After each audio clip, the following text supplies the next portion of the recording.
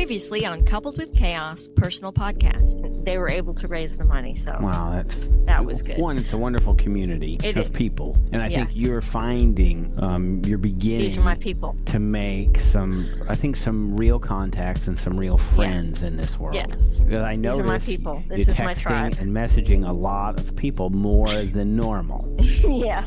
I'm Kelly. And I'm Steve. And this is Coupled with Chaos.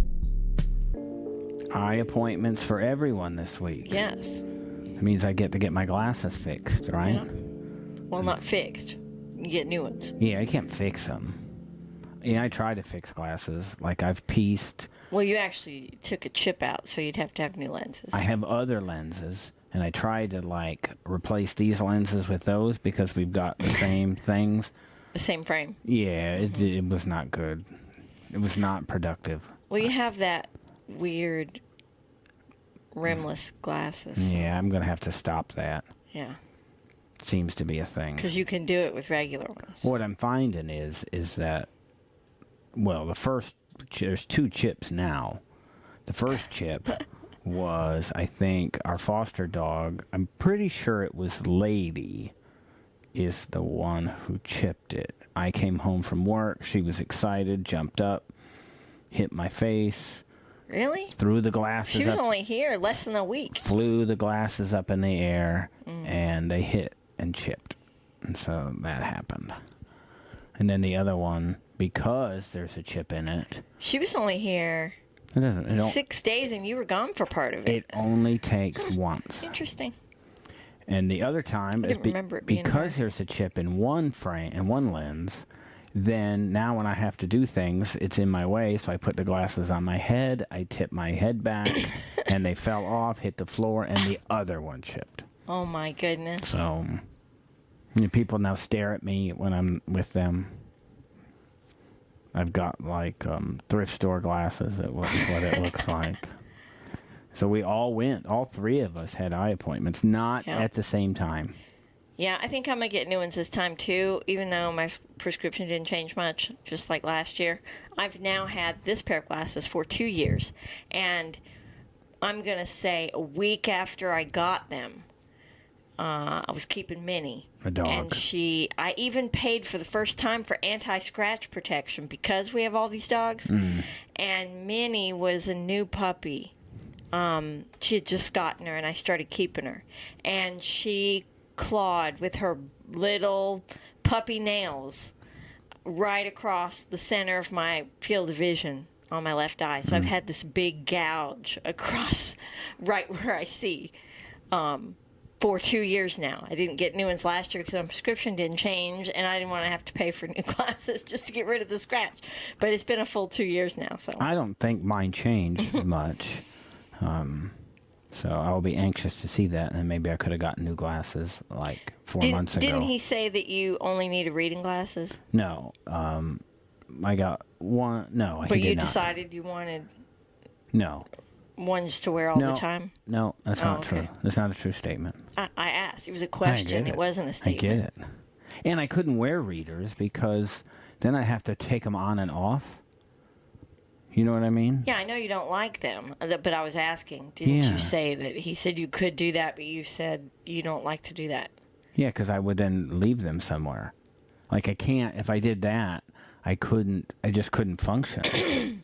Because you tried that. You had number of pairs. I tried all sorts of things, and I could be then working on my computer and have to look down at my phone, and then I wouldn't be able to see it. I have to find my glasses. It was the first time I noticed that this was a problem was like in Virginia. I used to not be able to see things like up in a ceiling. As an electrician, that's an issue you've got to see. So I began wearing glasses then. And then just before we left here, I had to go at like 11 o'clock at night at one of that big 24-story building that we were renovating. And it was not our issue, but somebody cut the fire alarm cable like to the high rise. And so somebody had to come fix it, so I had to go wire a duct detector in. And I got up there, I'm on a ladder, and I've got this like jeweler's screwdriver to hook up the duct detector. And I unhooked it and went to put it back in, and I realized that I couldn't see where to put it.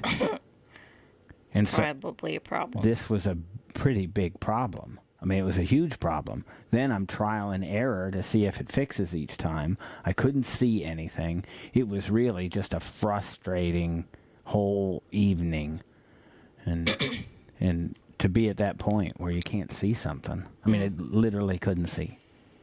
Like, what happened? It turns out that our son, he missed his appointment last year. We forgot about it. He was right at the end of school.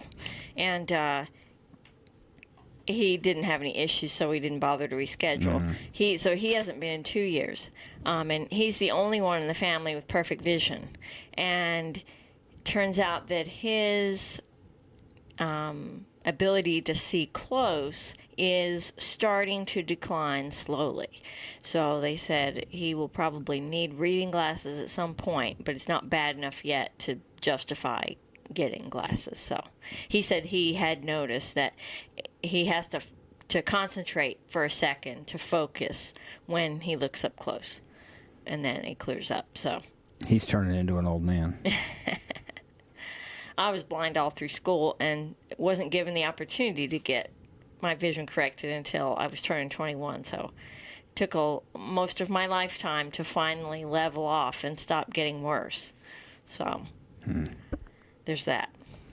But I was talking to Haley yesterday when she was here, and I said, yeah, we all just got our checkups, and you're due, and you didn't go last year. I said, you had glasses, and then she broke them and didn't replace them, and then she moved out. And so she hasn't been since then. And she needed them at work at the time because she had to keep looking at the screen, and the changing focus, it was giving her headaches and stuff. I get it. So I said, how's it now? And she goes, yeah, I'm really noticing it at work because she's working at a computer now. She said, I'm on the computer a lot, and yeah, it's bothering me. I said, well, you should probably go ahead and get a new pair of glasses and get your checkup done before it, makes it worse, because you'll end up with eye strain at the end of the day, and it'll give you headaches and stuff. She goes, yeah, I feel it. It makes my eyes hurt by the end of the day. Well, maybe make that happen. Yeah. You just kind of have to. She'd have to go on a Saturday. They have Saturday appointments when she's off. I go late. Yeah, but she lives further away than we do. Maybe she goes to a different eye doctor. She could. Ours is out of network, but the thing about our kids with their social anxiety is they prefer not to have change. They like the familiarity and the doctors they know, and we're that way too. So I go to the place, and you're the one person who gets a different doctor. We all ought to go to the same time, because when I'm there, it's just families there. It takes forever. And they literally go through like 6 people, and they all go back there. Well, and I'm sitting there as these families are going in and out, and I noticed. Well, we would do that if everybody was available at the same time, but that's the problem. But as he was coming out and getting another clipboard with the other person, I noticed it wasn't the same guy. I'm like, this is a problem. And we've never seen I didn't even know there's anybody else there. We've never seen anybody else. If he's not there, I think they would just be closed. So I'm watching this happen, and I'm of course, You're nervous. Yes, my anxiety kicks in, and we go, I got a different guy. Right. We only go to this eye doctor because of this guy. Yeah, because he's out of network now, and so we pay more to see him. You went the next day with Holden. Was it our same guy? Yeah. Did you ask him? You're the only one who didn't. Where were you? See him. I don't know. My weird, weird, anxious husband. I saw him Tuesday. You went Thursday, and I took Holden Friday morning. We're all lucky that he is okay. My concern, though, is, as I'm sitting there, we're literally, I don't know, it seems when the eye doctor is with you, it's a very intimate scenario. Like, we're really face to face. I don't know that I've been that close to many people in my life. Eye to eye. In your personal space. Yeah, it felt, and so all I could think about when all those people were in there is this guy, he's got to be sick a lot. Yeah. He just left a room with 6 kids, and they're all in there. And I would guarantee if there's 6 kids in this room and 1 mom, somebody in there's sick. There's no way you could have 6 kids and not have one of them sick at all times. Yeah, he's so thorough. I was even listening to him because he was really behind in his appointments. Holden got in finally about maybe 45, 50 minutes after his appointment time. And I was listening to him talking to the patient before Holden, and she had diabetes. He asked her, do you have diabetes or any of these other conditions? And she said, yeah, I have diabetes. And so he had like a whole health conversation with her about how it affects vision and what they needed to watch for, and do you have this? And I thought, he is just the most thorough doctor, because this is a conversation her specialists should have had with her. But here he has taken the time to go over this information in case she hadn't heard it, and she had not. And I don't mind waiting. Right. For a medical professional who's to be thorough with every patient. You had like a physical, and they kind of rush you in and out. Yeah. I'm just trying to meet my schedule. Yeah. More important schedule than actual care. When in fact you have to wait a year to see a doctor, and then you get 4.5 minutes, and you're out. Yeah. I spend more time with the eye doctor than I do with the person for my physical. Yeah. And this doesn't seem right. Right. Thankfully, the replacement eye doctor was very good also. That's good. Well, I would fully expect if he had to have someone fill in for him that he would choose someone thorough like himself, because it seems very important to him to cover all the bases. And that's why I appreciate his professionalism and why I would pay out of pocket to go there. The bigger issue is I've had really, other than there was, at some point there was a frame under these, I've really had the same glasses since I started wearing glasses. And I think I'm going to have to make a change. And so I don't know how to do that. How do you pick that? To pick a different frame, it's very hard. You legitimately have to pick a totally different frame. Yeah, and you, since we do it online, you don't actually see it. If you wanted to, you could get glasses in the little Walmart optical center next door, because yours are cheap, because your prescription isn't very strong. I only order mine online because it would cost multiple hundreds of dollars for my lenses alone at any optometry place, because my prescription is so complicated and strong. And so that's the only reason I get mine online. But if you would rather try on a frame and see that doesn't bother. how it feels, one, I don't care. The features and whatever, then that's how you would choose. It's the decision-making process that is harder for me than, because I don't care. The neat thing about Zenni, where we order glasses from, is even though it's online, they have this neat feature that takes a picture of you, and then you can choose the frames, and then Big Brother. You can have it show you what you look like from front, side, different angles, rotate your head with those frames on your face, so you can kind of get an idea of what you look like. I would do that, and then I would ask you, okay, what's this look like? Yeah. Because I don't care. And if I come know. down to 2, I ask you. But my problem is my face measurement, my width, is between a child's and an adult's. It's like that odd measurement where adult glasses are too wide for my face and children's glasses are too narrow for my face. So I end up What do you with mean by too wide? the width of the glasses is wider than my face. Because they measure your face, and then you order frames that fit the measurement of your face. They just measured your eyes. No, that's to center your lenses, your field of vision. So your glasses aren't supposed to stick out wider than your face?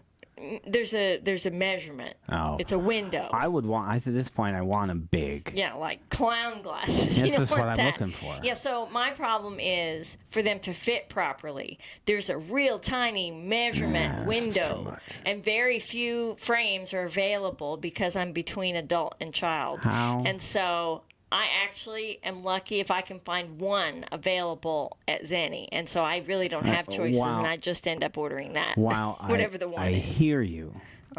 This doesn't help me, and that's what this is about. Okay. What about me? Okay. What am I going to do? Well, you tell me what glasses you want, and I will order them. I don't know. How do I choose this thing? I have had the same ones. How long have I? 20 years? 30 years? 25 years. You haven't had the same. You used to have full glasses. You just started doing the rimless. Yeah, but it was it was the same thing. You know what I mean? They're all the same shape. It's just they would be a tiny little frame underneath it. Uh-huh. And they would still pop out of that just because, I don't know, things hit me in the face. So I told the eye doctor, I said, it's been a bad year for my face. When he looked at my glasses, he said, what happened here? I said, I had a bad year.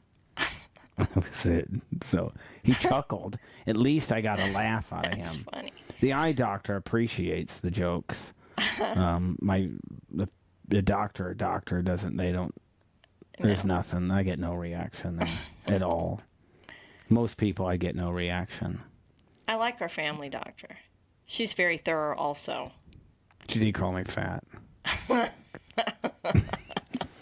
We're not going to talk about that when we come back. So we've had a wonderful, I think, it's been a very relaxing weekend. Nice weekend. We're recording late. I think we've done that frequently. Done Sunday evening versus like Saturday evening, just because stuff's going on. Yep. It's like the old 90-day time recording Sunday night. But no pressure. Right? All the pressure is what am I going to wear on my face? Because I don't know. We'll talk about so much more when we return. Thank you for listening. You can listen to the rest of this episode by subscribing to our Coupled with Chaos channel on Apple, by subscribing to our Patreon, or by subscribing to our Supercast for $3.99 a month, where you can hear us talk about reality shows, real life, and more on our podcast, covering shows airing on TLC, A&E, Bravo, and the WE network. Just follow the instructions in the show notes. Tell your friends about this podcast, and rate and review us on your favorite podcast player. Follow us at Coupled with Chaos and all the socials. Or contact us directly by email at coupledwithchaos@gmail.com.